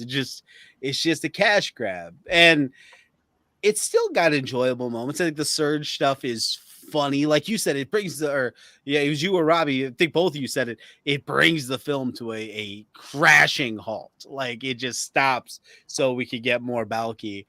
But I don't know. I feel like it needed that. I feel like these are characters I don't mind touching base with. It's like visiting my grandparents. I don't always have fun when I do it, but I enjoy seeing them and seeing where they're at. That's kind of where I feel with this franchise. Like this is just a touchstone. I don't know. It's the 90s. I'm only 9 years old when this film drops, so it still has enough. As an adult on the rewatch with a critical eye, it's not a good movie, but I watch worse. I literally just finished like my 4th rewatch of Power Rangers Megaforce. Like I have no qualms about the quality of the entertainment that I take in. Megaforce is fucking awesome. You shut your mouth right now. Come on. Oh, fuck Megaforce. Oh my God. Fucking Nick, really? Not comic culture, although maybe that too, but Nick from Megaforce is like the worst. No. Anyway, you're probably right. I just like Ghost Sager so much. So there's such good costumes to a Megaforce. It's just poorly executed. But my point is this: this film just feels hollow. It feels lifeless, but it's still Eddie Murphy. And it's still a character in a world that I like to visit. So for that reason alone, I'm gonna give this one I can't give it a 3 because I gave the last one a 3. So I'm going to go 2.69 you digs. Okay. 2.69. I like that you mentioned this movie feels hollow. Like it's trying to replicate something from our past, but it's hollow. And the movie takes place in Wonder World or whatever, which is supposed to be like a Disney World, Disneyland type thing. Man, that's actually rather profound if you think about it. That's Disney's what I'm here become for. quite hollow if you Yes, think about it, right? Yeah. Speaking of hollow, this man's heart is hollow tonight, given Beverly Hills Cop, the first one, a 2. I'm very curious, Brooks, to see what you think about part 3. He's going to be like, 5 you digs. This movie's great. I was going to say, it's going to be 5. It's a classic. No, this movie's bad. But I kind of agree, man. It's not as much worse than the other 2 for me. Like, it's still not, I think like the biggest strike against this movie is the soundtrack is like way downgraded. It's just this remix of the Beverly Hills Cop theme. All right, Brooks. A year ago, you were the guy who was like, "Oh, I didn't even notice the music in this movie." Now you're basing your opinion solely on the music in the films. I love it. I love it. Well, when the music's like the thing I care the most about, like then I'm gonna grade it based on the music. But it feels like watered down. It feels very watered down. Like they're trying to make it like maybe a little more kid friendly, like not like rated G or anything, but like something like 13-year-old boys could watch. And I remember watching this when I was a kid, and I remember liking it. It was the one I probably remember the most and remember the most fondly. But like on the rewatch, it's not good. Like.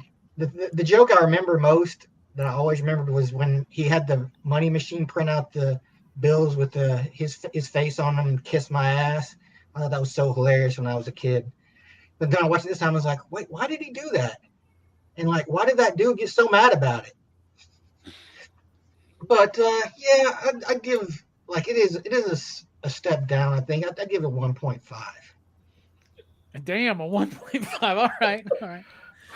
What's boggling my mind is not that you gave Beverly Hills Cop 3 a 1.5, but that you gave it a 1.5, which is only a half of a you dig lower than what you gave the first one. So, all right. Steph, being the only black man here on the panel and being from Detroit, what do you think about Beverly Hills Cop 3? It's true.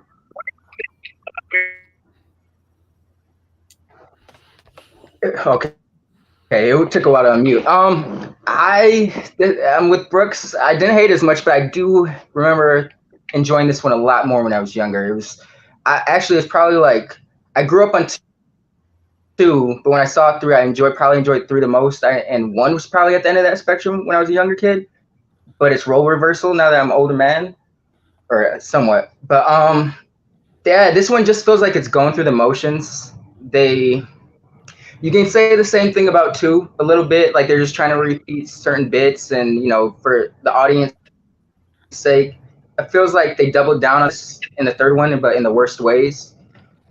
It just, maybe it's not Eddie Murphy having too much clout and feeling himself in this role. Maybe he just wasn't into this role at this point. It's just a paycheck. It's not terrible. I've seen way worse terrible movies recently. But this falls short from the first 2 by a large margin compared to. I didn't appreciate the romance. I like Axel Foley as like some dude who's just flirts with everybody. It's part of his charm. He's just constantly flirting. You try to put him in a relationship or give him a love interest, and kind of takes away from that flair. And they didn't have any chemistry. There's just, like Jelani was saying, terrible villain. They didn't bring the sergeant back. They had a dollar store of Kmart version of the sergeant. What was his name? I can't remember. Hector Elizondo. That's all I remember. It doesn't matter what his name was. Doesn't matter. He's trash. Can I call it trash? It really doesn't. Yeah, the new dude sucked, and they put out a movie. It's worth watching if you enjoy the universe, like Manny said, but it's not gonna give you as much of a thrill as the first 2. So with that being said, I'll give this one a 2.75, 2.69, no 75. A 2.69 is more than fair for this movie, in my opinion. I'm gonna give it a 2. I spent most of my life defending this movie, and sometimes you have to be man enough to say I was wrong most of my life. This movie's not good. It's watered down. Like I think Brooks mentioned that. I think Steph mentioned that. I think all of us mentioned that. It's a watered down version of what we were wanting, and it just doesn't work on the rewatch. It is long as fuck feeling, man. It is like we were talking about. They stopped the movie to do the Serge bit, right? And Eddie Murphy's not even connected in that bit. It's just like Balky doing Balky for like 10 fucking minutes in the middle of the fucking movie just so that we get this gun. Why do we need the gun? Just to do a bit. What's the real importance of that scene? To have the keychain that does the flash? Are you fucking kidding me? That's like terrible screenwriting. And I wouldn't say that screenwriting is any of these movies' high point. I think the improv is what made 1 work and what made 2 kind of work. 3, finding out that Eddie Murphy's just like, no, we're going to stick to the script. Bro, that was a mistake. Also, don't make a movie with a dude who's at the downest point of his career, and you're at the downest point of your career at this point, right? And then think that you're going to make it work and rekindle something from Trading Places or Coming to America. It's not going to happen. And John Landis, aside from the Masters of Horror stuff, never made a good movie after those, Coming to America and Trading Places. And like, I don't know, that could be argued, I guess. But like Deer Woman's the only thing I can think of that I really, really like from him after. Deer Woman's great. Who made the decision to have it 2 kids hanging perilously from a fucking Ferris wheel with John Landis, man? Like I feel like Eddie Murphy did that shit just to be fucking mean. You know what I mean? Shit, man. Because there's no fucking reason. And like if you don't know what we're talking about, John Landis was one of the 4 directors on the Twilight Zone movie, and he was the one who broke some rules to get some kids on set with the helicopter, and there was the accident where the 2 kids and the actor died. So, yeah, that's kind of fucked up. It's kind of almost like having Ezra Miller put a baby in a fucking microwave in The Flash. It's like, who thought of that? Who thought that'd be a good idea, right? Let's do it. Let's fucking do it. Oh, no. So a 2 from me. So, all right. So, Mark, you gave it what, a 3? Yeah, 3. A 0.5 from Jelani. What was it from you, Manny? 2.5? 2.69. 2.69. Okay. Brooks gave it a 1.5. Mm-hmm. And a 2.69 from Steph. Right? Okay. That is a PCP average of a 1.99, 68. Doesn't even get to the 69. Sorry. So definitely we think that 3's the worst, 2's the second best, and the first one's the best. Aside from Brooks, who thinks the second one's the best because it has better music. All right. What a revealing show tonight to end ActionFest. And we've done ActionFest for a few years now, and it's always a mixed bag with ActionFest. So many of these action movies we remember from when we were kids, right?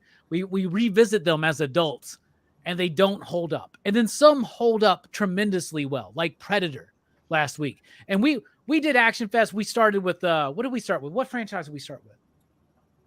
I can't even remember. None of us can remember. I was there too. The show we just did 5 weeks ago. Last one I remember vividly was the Page Master. Yeah.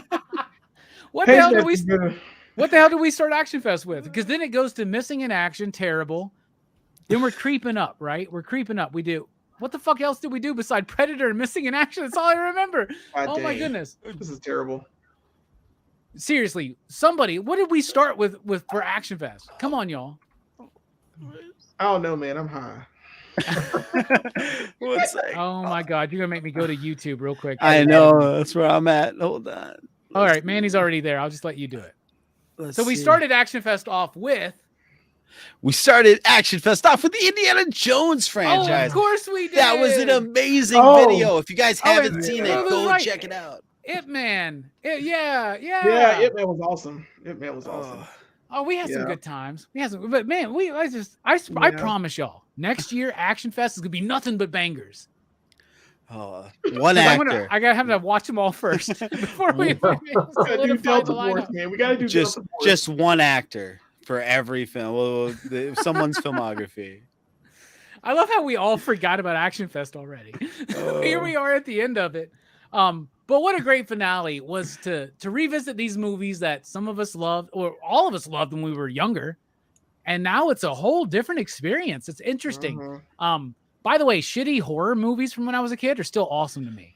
But anyway, Mark, thank you for being here. Happy fucking birthday. Everybody, please say happy 69th birthday to Mark here from our friends over at Geeks Unleashed. And thank you very much. You know, you're part of the PCP Army Bad Batch, the whole network and all that stuff. But I'm just going to say this. Here on your birthday, I dub you now officially part of the Excitable PCP crew. So there you go, Mark. You're part of us, man. Thank you. You're one of us. So one of us. Thank you for being here, man. Final thoughts? I appreciate that. Thoughts of that, to be honest. I shared actually sent a message around before I came on. Actually, just was having a quick stroll before I came on this, and kind of just wanted to say thanks actually for being part of this crew and knowing all of you, and knowing that, like, obviously started my podcast with Jasmine over 3 years ago, and obviously how I got to know all of you lot was through inviting Robbie onto Geeks and Niche, and then it got reciprocated, and then started to get to know everybody else. And sometimes I feel like, other than my family or work, I probably chat to you a lot more than anyone else, and just kind of really appreciate all of those relationships, and just just kind of thanks. Like the last 3 years, having got to know everybody, I just like really appreciate it. And actually, for me, this is like a really good birthday thing to do. So it's going to be a Tuesday birthday. So let's be honest, most of my friends will be working. So I really wanted to come on and do something like this. And yeah, no, I mean, birthdays change as you get older. So I'm sure this weekend I am going to go out for a few drinks. But in regards to the franchise, the movie, I think the franchise is still good. Even with its crappily put together third one. The third one I still enjoy watching. Like I say, me and my wife every Christmas we will like 3 nights running we will watch all 3 movies, and even like as Manny said, whilst the third one may not be the best, it's great to go into that world and those characters. And there's a lot of those franchises out there that they keep putting movies out for, that whether they're great or not, you sometimes become attached to characters. And Axel Foley is a character. Yeah, Fast and Furious, that is one of them. And Fast and Furious, to be honest, is a franchise where it is up and down, but you love going back for more. You just can't help it. Like and even Scream, you love going back for more. Whether they're although I think the latest one's actually really good. And 6 is good. 5 is not. I think five is okay. 6, but 6 is really good. I'd say 6 is on par with number 1, like on Scream. So. That's ridiculous to say, actually. Wow. Well, I know. I love 6. I thought 6 was really good. Well, you're the same guy who thought that Lethal Weapon 4 was the best of the franchise. We're just going to throw that out real quick from last year's ActionFest. Okay, we're just going to throw that out. I remember that. Yeah. But no, I don't think 3 of Beverly Hills Cop is the best. I think it's okay, but I still think when you sit down and watch them all together, it's a nice little addition. It's not the best, but it's a nice addition. If that's all we could get, it would. But I hope that when they do put a fourth one together, that they make up for it. So. Hell yeah! By the way, I never watched the pilot, but I heard there was a pilot that got scrapped.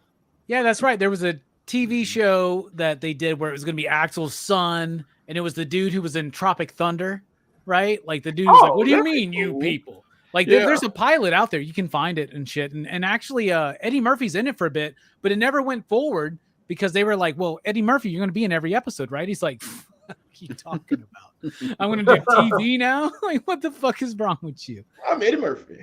Yeah. Everybody go check out Geeks Unleashed as well on Instagram. Y'all are all over the place. Check them out, right?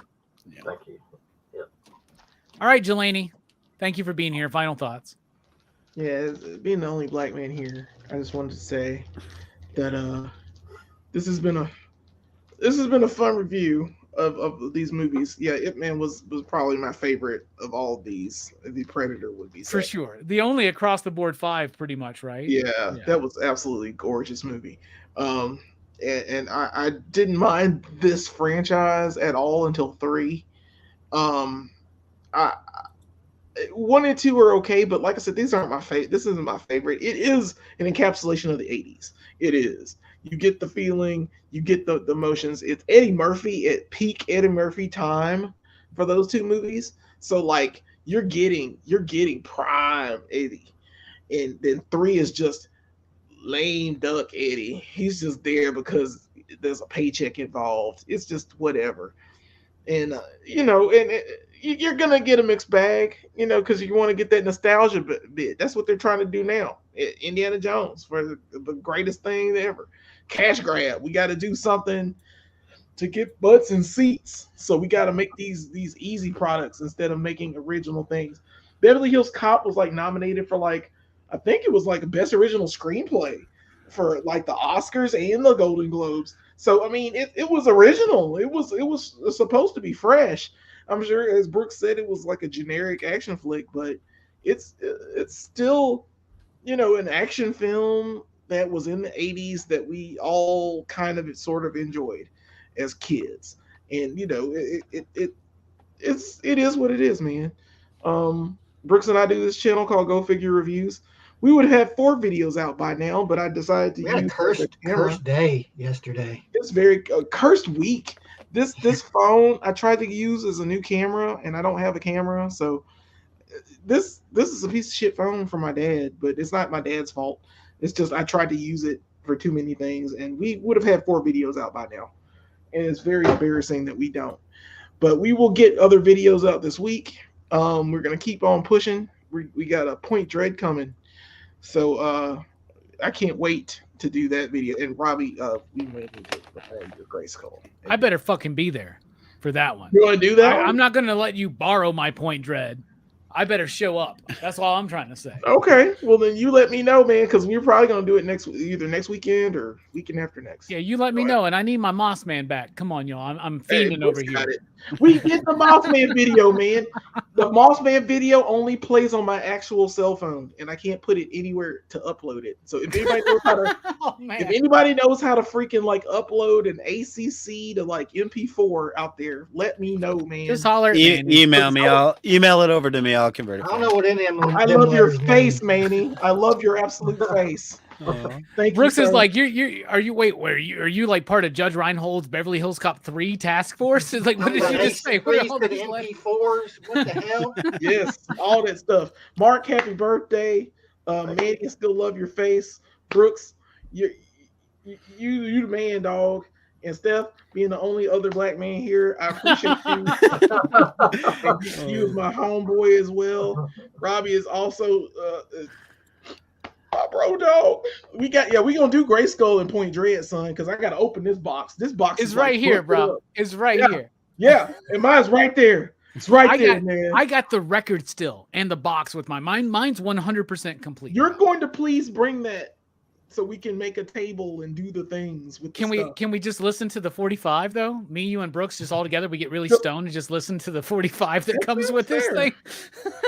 I'm not against it. I don't have. And then Skeletor shows up to Point Dread and says to He-Man, "I got you, He-Man." Yes. Hell yeah. I love you, Jelani. Thank you so much for being here. Manny, you are already so much a part of the Excitable PCP crew. Final thoughts. Well, this is fun. I love PCP movie night. It gives me a chance to watch adult film, not like adult films, but it gives me a chance to watch. It gives me a chance to watch things that aren't like Bluey. You just wait for PCP movie night after dark. So we're gonna watch Pirates 2. Oh, I don't know what that is. I'm scared. Johnny Depp better be in that one. The first one we're gonna do is Clockwork Orgy. So just so you know. Oh, it's that kind of movie. Yeah, no, I'm sick that day. But absolutely fucking love doing this show with you guys. This is a lot of fun. I am gonna break the Manny rule. I'm gonna plug myself 2 shows in a row. Go check out my Green Lantern video. My kids are in it. I had a lot of fun making it. Steph suggested I read DC Rebirth. And I fucking have now I got the omnibus. Like I'm fucking into this Jeff Johns shit. I'm really digging it. Yeah, I think he's gonna go places. Honestly, this Jeff Johns guy. The video's doing well for you too, bro. It is doing well for me. So yeah, go check it out. Did you not read it when it came out originally? Yeah. Huh? Did you not read it when it came out originally? No. Is this like a new read for you then? Oh yeah. No, I don't actually read comics aside from like the weekly show. Yeah, see, Mark, he's late to the party. Yeah, he is. So I'm learning some cool shit. We just shot the first scene for. I'm gonna spoil it here, I guess. One of my absolute favorite people in the world, One Collection Down, is always really hype on the Immortal Hulk. So we are doing the Immortal Hulk run. Volumes 1 and 2 are scripted. We just shot the first scene. I think it's hilarious, but they're my kids, so you might not, but check it out anyway. So that'll drop next month, and yeah, so do that. But other than that, go listen to, watch, drop comments, reviews, and everything you can on Geeks Unleashed. Yeah, they put out an awesome product, and it's just fun to listen to. My daughter, I think, has listened to the Super Mario Brothers one multiple times. Thank you. So like she loves that she gets the shout out in the video. She loves you guys talk about it. She's like, I'm famous, and I'm like, you've been on my show. She's like, yeah, but now I am famous. Like, so anyway, go check out Geeks Unleashed. Thank you so much for being here, Manny. Brooks. a staple here every Monday night for PCP Movie Night. Thank you so much, man. Final thoughts? I may not have liked these movies as much as I used to, but we'll always have the neutron dance. I've been burning, doing the neutron dance. Which, when I think about it, is that song about being like eliminated by atomic fire? Woohoo! Yes. Is that what the neutron dance is? Yes. It's horrifying. Exactly. That's why he says, I'm just burning. I'm burning with nuclear fire. Yeah. Watch Oppenheimer. I like that. I They should like put the neutron dance in Oppenheimer. They should have put that at the end of the film. Like it just goes to credits and it just plays that song. Burning, I think it's kind of cool that the movies get more like corporate and shallow as they go further and further along, and the soundtrack goes from Motown heavy to Bob Seger kind of George Michael. Dare I say whiter in the second film, and then in the third one it's fucking In Excess and like a bunch of shit nobody knows. Like it's interesting how they take the soul literally out of the soundtracks as it moves forward, and it kills the franchise. It's almost like a statement on the history of cinema in a way. But don't you ever fucking talk shit about In Excess again on this channel, okay? Just so you know. Because I got a new sensation. All right. Steph, I don't know if we've ever done this officially. I don't think we have. But I've always considered you excitable and part of my crew. So we officially dubbed Steph Missing Link as well as part of the Excitable PCP crew. Fuck yeah. So Steph, you're one of us. We love you. Thank you so much for being here. I definitely had to have a black man and someone from Detroit on the panel tonight. So any final thoughts? All this time, I had no idea. I thought you was Latino. Sorry. I get that. But no, I do a show with one of the greats, Dr. Deuce fan club on Instagram. We do a show called Supreme Clientele. We talk about comics and hip hop. No particular order, but it's a fun ride. You know, we have guests on. I think we're maybe gonna have Fable on this week. I don't know if Stu's ironed it out, but that was the talk. But yeah, we just talk about comics and hip hop. It's a good time every Wednesday at 9 p.m. And Stu, go follow Stu, Dr. Doom's fan club. He's a great dude. Great dude. That is the best. But beyond that, for a show I have ever heard, Steph, by the way, just so you know, that's amazing. I love y'all's show. It's great.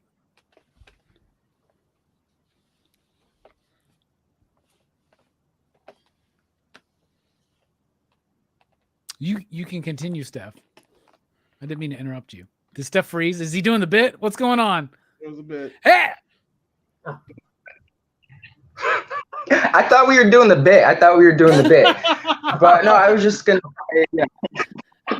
Now when someone does the bit, we should just no. It's always what they're talking about. Oh yeah. It makes total sense.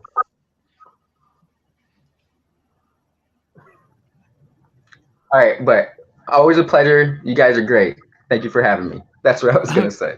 Thank you for being here. I love it. Delaney's probably right now. Like when I fucking unintentionally do the bit, y'all laugh at me. Y'all just wait for Steph. Like what the fuck? Yeah, because he's the only black man on the panel, Delaney. That's why. All right. I hate that dude. I'm sorry. I still do. Fuck that dude. Go back and watch that movie at the end of the Playboy scene where the black dude with the tuxedo is dancing. He looked like a damn. He like a damn demon. Fuck that. Fuck him. Yeah, fuck that dude. Fuck him. He's the worst part of all of these movies. Who would have thought we went 2 hours on 3 Beverly Hills Cop movies tonight? We did all 5 Indiana Jones movies in the same amount. All right. Thank you all for joining us tonight. ActionFest is over. It's my favorite time of the year when ActionFest ends, because you know what that means? It's time for fucking Horror Fest. But Horror Fest never ends on Dylan's Horror Show. So join Dylan and the crew over at Dylan's Horror Show this week. I did not load up the thumbnail. They're going to be talking about Victor Crowley this upcoming week to finish off Hatchet Fest, right? And I love the Hatchet movies. And I watched y'all's first one. I haven't watched your double feature on 2 and 3 yet, so I want to check that one out, Steph. see what y'all had to think. I popped in to see who was all there, and I'm just happy that DHS is alive, and I fucking love it. That being said, we are off for the next 2 Mondays here at PCP Movie Night because we got some shit to get ready for, and that's Horror Fest 2023, y'all. Over 50 movies talked about on 32 shows across 3 channels over 2 and a little bit more months. Super excited for the lineup for Horror Fest, and it all kicks off on Dylan's Horror Show August 26th with Maniac. I will be there. I'm excited to talk about this movie, but 3 Mondays from now, we'll be here for the entire franchise of the Texas Chainsaw Massacre. All 9 Texas Chainsaw Massacre films reviewed here on PCP Movie Night for our kickoff of Horror Fest, the biggest and grandest Horror Fest yet. And very shortly, Horror Fest t-shirts are going to be available. Manny helped design them. Manny did design them. I say you helped. Manny designed them. They are awesome. I'm very excited to unleash those on the public. They're going to be limited edition. So, y'all, you got a little bit of a break. Watch all your Texas Chainsaw Massacre movies. Watch all those other movies on this list. Check out Dylan's Horror Show. Check out Blood Splatter Chatter. Check out PCP Movie Night because we're going to be talking about some banging ass movies. I'm sure there's some duds in there as well. Trust me, I know this is unbelievable for you, but not every Texas Chainsaw Massacre movie is awesome. All right, but we're really excited to talk about them. So join us for Horror Fest, Texas Chainsaw Massacre. We're taking a 2-week break. When we come back, Texas Chainsaw Massacre, all 9 films, but the Saturday before that, Horror Fest kicks off with Maniac over at Dylan's Horror Show. All right, we're dipping out. Thank you all so much for being here. For my final thought, I'll just say, get the fuck out of here. No, I cannot get the fuck out of here. Dun, dun, dun, dun, dun, dun, dun, dun. What else? Nobody can do the Eddie Murphy math. Nobody can do that. But That's a good everybody do the laugh. one.